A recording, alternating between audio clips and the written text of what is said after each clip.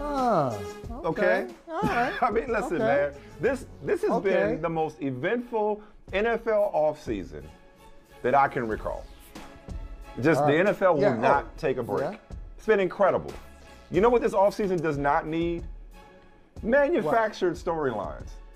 And I told you from the beginning, this was going nowhere. He was going nowhere.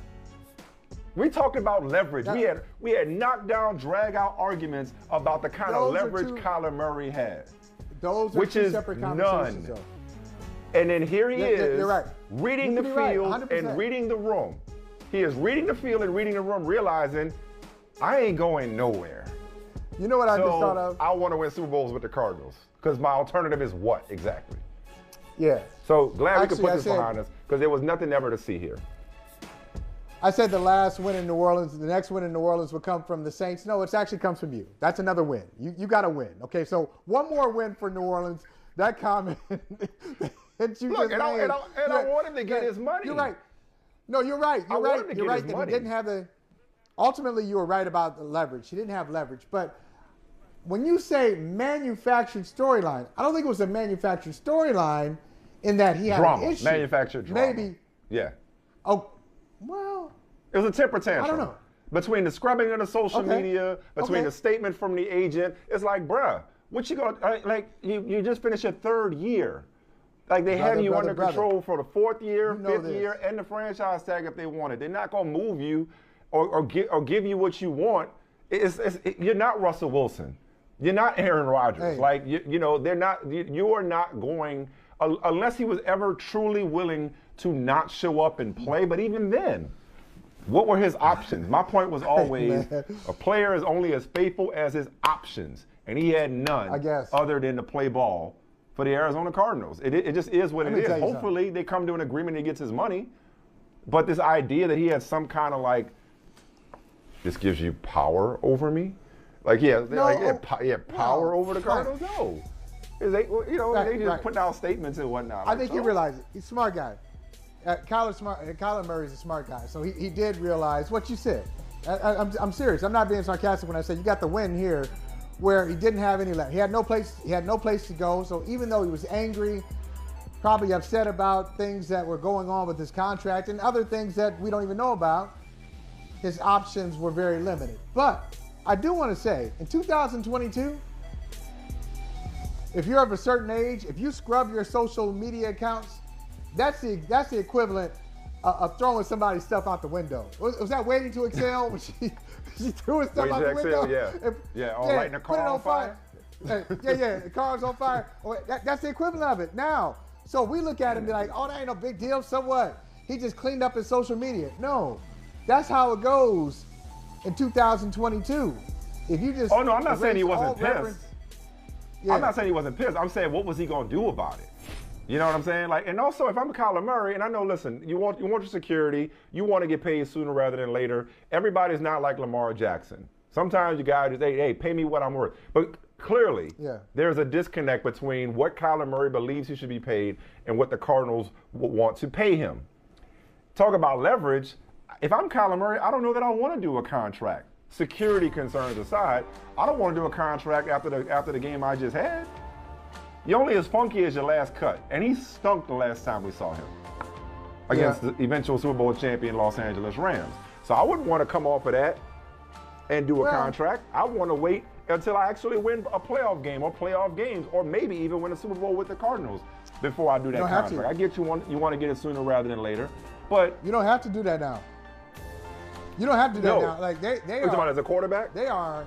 Oh yeah, at a quarterback you don't have to do that. I mean, as a franchise quarterback, you don't have to do that. Sure. They'll pay you whether you win a playoff game or not. You gonna get paid. Look, here's the good news. Which is why the Cardinals. Go ahead. Which is why the Cardinals what? Oh no. I'm sorry. I'm saying why the Cardinals were never going to entertain. To Steve Keim's point, they were never going to entertain moving on from him just because he was getting impatient. Again, I don't mean to minimize his beef or his frustration. Like, again, get your money. The rookie salary scale, it stinks if you feel like you've outperformed it. Look at all the wide receivers that want to be moved. I just never thought in a million years that the Arizona Cardinals would move on from Kyler Murray, one. Two, I never thought that Kyler Murray had a realistic option at his disposal. This wasn't Aaron Rodgers threatening to retire, per se, you know?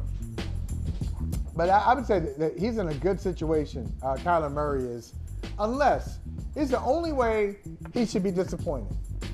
He should be disappointed if he insists on being the top paid quarterback in football. If he wants to be like the number one quarterback in football financially, okay. Do we know what the disconnect is? I haven't seen it. Have you? I don't know.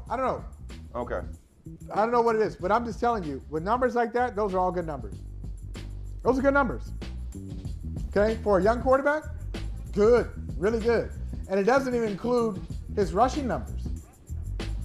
So, and that's impressive too. But the numbers have gone up, so if you just sit there, all you have to do to be a quarterback in 2022, all you have to do is just be patient, sit there. If your franchise likes you and you got a contract coming up, you're good. You're good. The problem is, one, if you want the best contract in football, or two, you're like Baker Mayfield and your franchise doesn't like you. So then you got problems. But if you're like Kyler Murray, you're going to get a great contract. Because it's just the market has demanded it.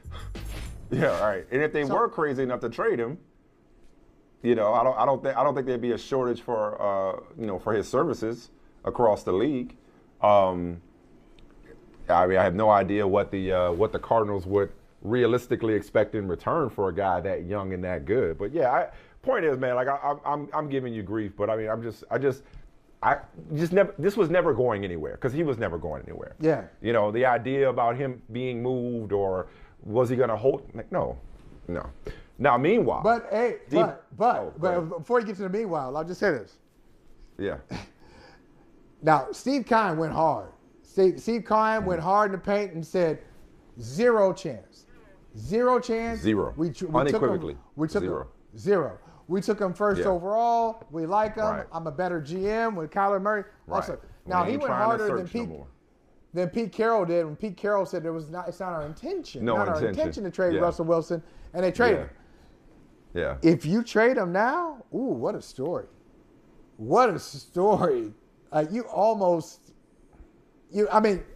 if you trade him now, you kind of lose credibility. I mean, look. First of all, nobody believes anything they say. Zero credibility if you trade him now, right? Zero.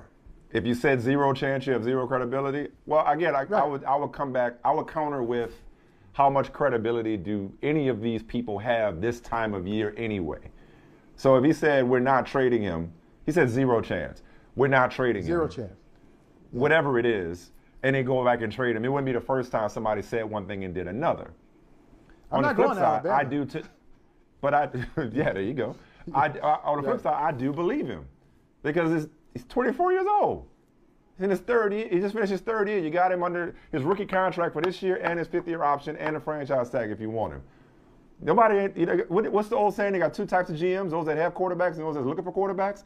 Ain't nobody trying to go back out in these streets. Like the GMs, like remember that awesome Del Curry thread? You don't want to be out here in these streets. Steve Keim don't want to be out here in these streets looking for a quarterback. It's Baker. That's who it is. It's an Oklahoma guy. Either go with the Oklahoma guy you have or the Oklahoma guy that Cleveland didn't want. One of them. Hey, thanks for watching Brother from Another on YouTube. Make sure you hit subscribe before you leave, and be sure to watch us 3 to 5 p.m. Eastern Time on Peacock. Appreciate you.